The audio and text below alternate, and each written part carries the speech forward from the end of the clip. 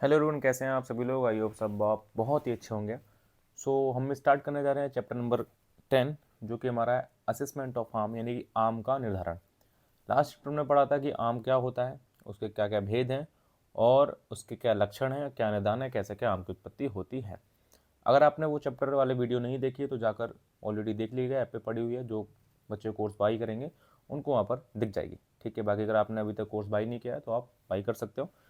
So start करते हैं syllabus के पॉइंट से। जो आपका सबसे पहला पॉइंट है असेसमेंट ऑफ आर्म, सॉरी, सबसे पहला पॉइंट है आपका असेसमेंट ऑफ आर्म। ठीक है, साम और निराम दोष के लक्षण और पुरीस के लक्षण, यानी कि जो हमने भेद पिछले वाले चैप्टर में पढ़े थे उसका यहाँ पर डिटेल में लक्षण पूछे गए हैं। ठीक है, सो स्टार्ट करते हैं। सबसे पहले हमारा आम का निर्धारण। हमने देखा था कि जब हमारे जो आम है, ठीक है, जब वो दोष धातु और मल से मिल जाता है तो उसको हम बोलते हैं साम। ठीक है, और आम से रहित होना ये हमारा कहलाता है निराम। मीन्स कि जब हमारे दोष धातु मल के अंदर आम मिल जाएगा तो उसको हम साम बोलेंगे, और अगर वो आम से युक्त नहीं है तो हम बोलेंगे निराम।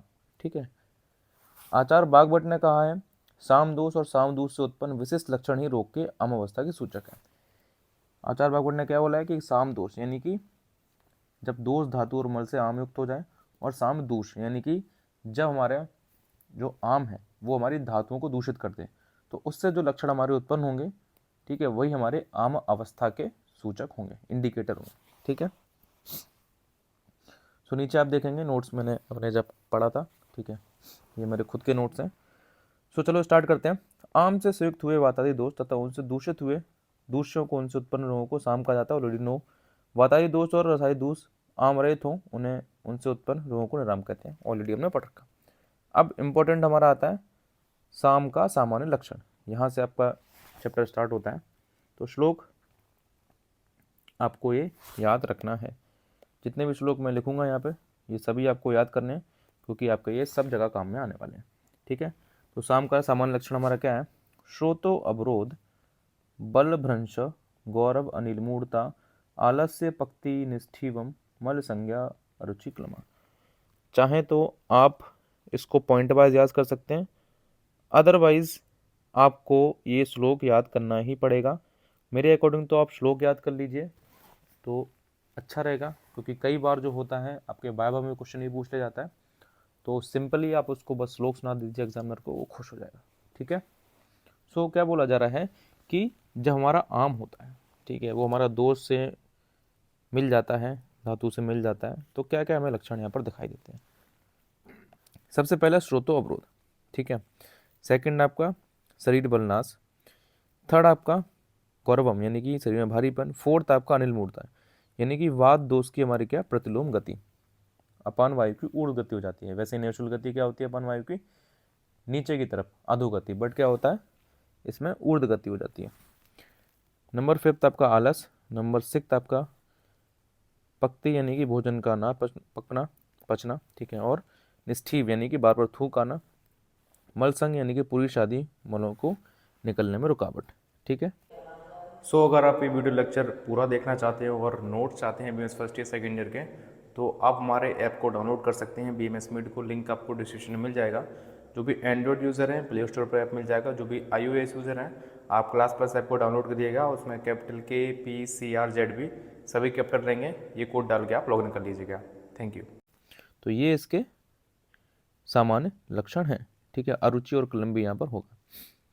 अब क्या है, हमने पढ़ा कि जो हमारे साम दोष के लक्षण है वो हमने पढ़ लिए। ठीक है, अब निराम दोष यानी कि जब हमारी बॉडी के अंदर कुछ भी दिक्कत नहीं है, दोष धातु मल अपनी जगह है, आम की अवस्था नहीं है, तो हमारे क्या लक्षण होंगे? सबसे पहला आपका है स्रोतों का प्राकृतिक रहना। ठीक है, क्या था हमारा कि स्रोतों में रुकावट हो रही थी, बट इस कंडीशन में क्या होगी, जस्ट अपोजिट हमारी कंडीशन यहाँ पर आपको दिखाई देगी। ठीक है, जैसे साम दोष में क्या कहा, बल का भ्रंश हो रहा था, यहाँ पर बल की वृद्धि होगी। यहाँ पर हमारा शरीर में गौरव भारीपन था, यहाँ पर हल्कापन महसूस होगा, शरीर में लघुता होगी। फोर्थ में हमारा था कि वायु की प्रतिलोम गति होगी, यहाँ पर वायु की अनुलोम गति होगी। ठीक है, यहाँ पर हमारा आलस्य था, और यहाँ पर हमारा क्या स्फूर्ति यानी कि आलस नहीं रहेगा। साम दोष में क्या हो रहा था, अपक्ति हो रही थी, अपचन हो रहा था, यहाँ पर हमारा सम्यक पचन होगा। 7 नंबर पे आपका निष्ठीवन था, यानी कि बार बार थूक होना और यहाँ पर थूक की प्रवृत्ति ना होना। मल संगता, यहाँ पर मलों में रुकावट हो रही थी, यहाँ पर क्या हुआ, कोष्ठ की शुद्धि हो गई, यानी कि मलों का आराम से निकल जाना। ठीक है। नंबर 9 पे हमारा अरुचि था वहाँ पर, और यहाँ पर क्या अपोजिट जब उसका भोजन रुचि होगी। नंबर 10 आपका कलम था यहाँ पर, और यहाँ पर थकावट ना होना। नंबर 11 शरीर में मल की अधिकता हो जाना, और यहाँ पर शरीर में निर्मलता हो जाना। ठीक है, ये हमारा निराम दोष के लक्षण रहेंगे। ठीक है, तो अभी इसके बाद आता है हमारा साम रोग और निराम रोग के लक्षण। तो यहाँ पर एक और डिफरेंस है, आपने यहाँ पर देखा ये हमारे साम दोष के लक्षण थे, और यहाँ पर अब आएगा हमारा साम रोग। ठीक है, तो हमारा डिसीज उत्पन्न करते हैं। सो इधर देखेंगे आप साम रोग के लक्षण, उधर निराम रोग के लक्षण। ठीक है, सेम टू सेम है बस। ठीक है, थोड़ा ज़्यादा टेंशन लेने की जरूरत नहीं है, सेम टू सेम आपको मिलेंगे। शाम में क्या होगा, आलस देखने को मिलेगा, और यहाँ पर हमारा आलस रहित होगा। तंद्रा देखने को मिलेगी, यहाँ पर लघुता रहेगी। आज से वैरास, यानी कि हमारा जो टेस्ट है माउथ का, वो आज से वैरास जिस टेस्ट हो जाए, कोई भी चीज़ में स्वाद नहीं लगेगा अपने को। बट यहाँ पर निराम में क्या होगा, आपको फूड में इंटरेस्ट होगा, आने में रुचि होगी। यहाँ पर अरुचि होगी, और यहाँ पर हमारा क्या है, मनो इंद्रिय प्रसन्नता, यानी कि आपके जो इंद्रियां हैं, आपको जो मन है, वो उसमें खुशी रहेगी। ठीक है, देन आपका साम रोग में घबराहट आएगा, और यहाँ पर निराम में आपका वायु की अनुलोम गति देखने को मिलेगी। कलम यहाँ पर होगा, और हमारा निराम में क्या होगा, अग्नि की सम्यक प्रवृत्ति। ठीक है, यानी कि हमारी डाइजेस्टिव फायर है वो अच्छे से वर्क करेगी। ठीक है, तो सिंपल सा है, ज़्यादा कोई लोडने की जरूरत नहीं है।